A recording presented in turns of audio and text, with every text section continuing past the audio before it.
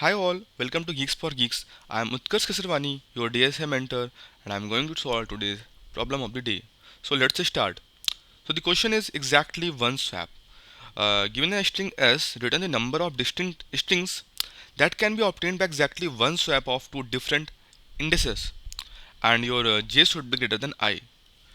So the question is saying that they will give you a string like this, geek.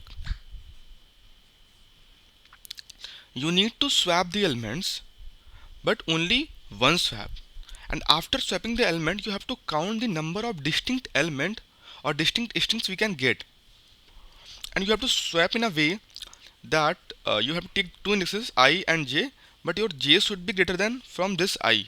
Okay, so let's suppose I am swapping this g with the characters which are after it. Okay, so I will swap this g and this e. So what my string will become? E G E K. Now I will swap my G with the next E.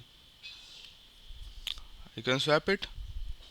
So my string will become E will come in the starting. Then we have a E, and now G will come and K.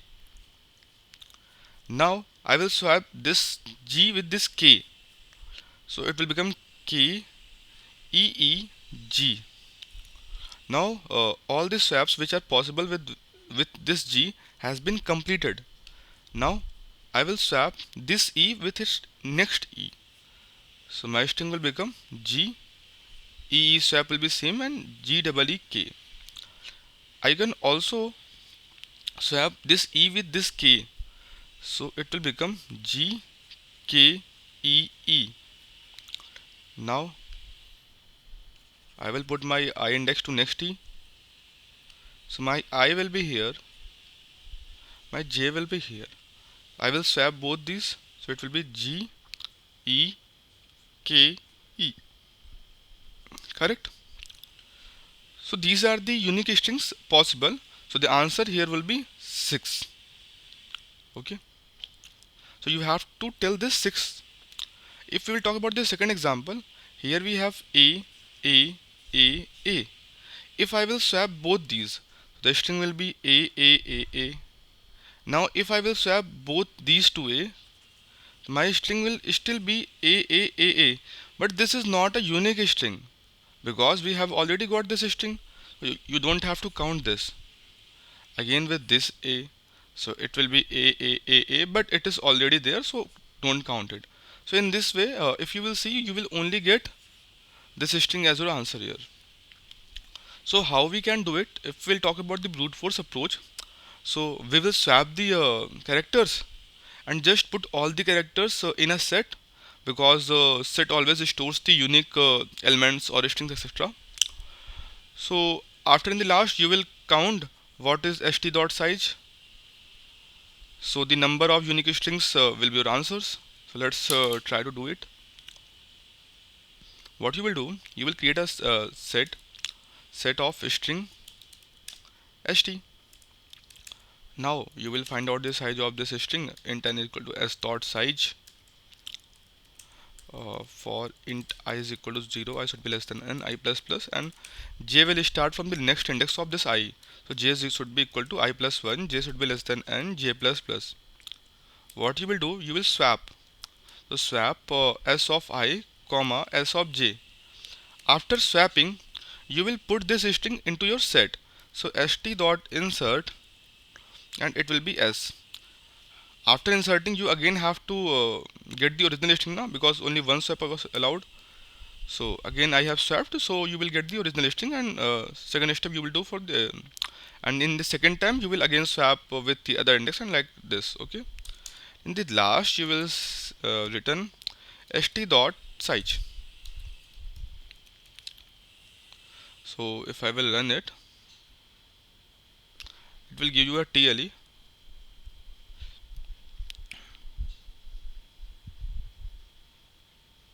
Yeah, why TLE? Because you are seeing here that we are using a two nested loop. That will be O of n square, and here you are using a set.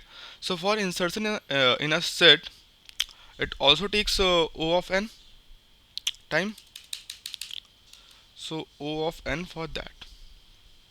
So it will be O of n cube, or let me once confirm, time complexity of set. I think it's n log n or what? Sorry, it's log n. Okay. Yeah. So we can say it's log n. So your time complexity will be n square log n. Mm, n square log n. No, the maximum number of element in this set can be O of n square. So this value will not be inside, will not be log n, it will be log of n square, because we are saying log n, but log n, n was the number of element inside the set, or the maximum number of element inside this set, which can be n square now. So that's why log of n square. Okay, so we have to optimize this code.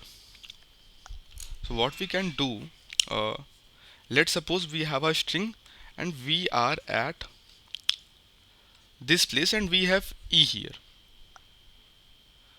Since we need to swap the elements, exactly one element, so if I am saying that I will swap this e with the element we have in previous. Okay, so how many different strings can we form? Let's suppose if the characters are different from this e, let's suppose here f and here f, or here k, so I can definitely swap the elements here, because if I will put e here, f here, it will create a new string. Or if I will put this with this f, so f here and e here, it is also a new string. So I will check in the string which is before this, that how many characters are different from this character. Means I will take this length and subtract that how many times this e has come here. Because if suppose e was here, so if I will swap this e with this e, so my string will still be same. So in that case I will not get a unique string or distinct string. Okay, so for any index, what I will do, I will check that here how many elements we have. So since zero based indexing, so we have index number of elements here. I will subtract the count of current element. If I will take a map and keep storing all the characters here, so if I will do count of current elements at this place, so it will tell me that how many values are equal to this character values before this index, and I will subtract those. So the leftover thing will be our answer, or will be the distinct strings. Okay, one more case we have to include. Let's suppose our string is like this. So what you can do, you can take this f here, you can take this f here, you can take this f here or here. Okay, but whenever the values or the characters are equal, you are not making any case for that. What I'm saying, let's suppose let me put f e e e, then we can make it like this: e f e e e e f e and e e e f. Okay, so what I told you till now, only these four strings you can make, correct? But you are also missing one string, which is this. Okay, we have this 5e. So once it's come here, so we have 4e more. This, this, this, and one it will be like this. This, and this. So you are missing one string, which is equal to this, because this is also a unique string which you can make by like this: e e e f e. So I'm saying that swap these two, you will get this string. This you was missing because you you were not counting the cases when the characters are equal. But let's suppose there was 2f instead of this e.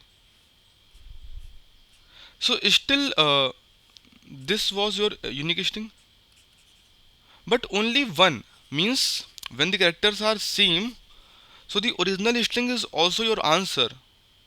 So after performing these steps, you will also count that if any character occurs more than twice, so you will just do answer plus is equal to once, only once, and this is your answer. So let's try this approach. So I will create a frequency vector for tracking the frequency of the element. So it will be of size 22, and in the starting all will be 0. Now I will go in this string. What I will do, first of all, I told you that I will see that what is my length before that element and how many characters were equal to the current element for swapping. So I will write answer plus is equal to I, my length, minus frequency of s of I minus of e.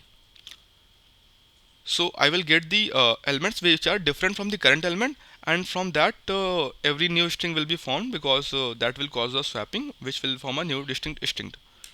And after it I will just update my frequency.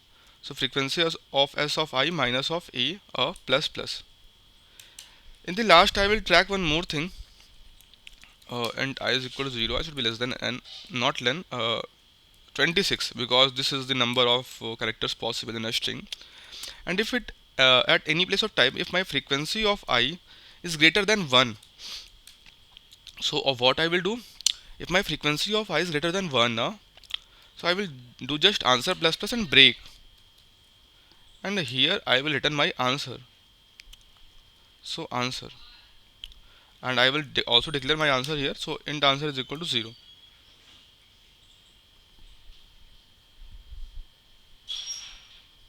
Let me submit this code.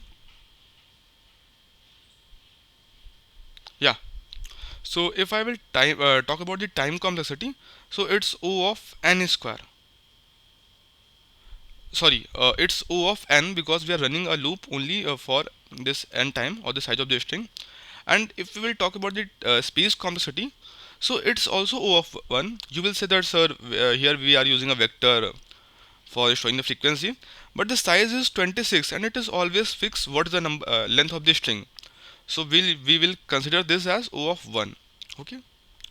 So thanks for watching the video. If you have any doubt, you can comment below, and have a good day. Bye.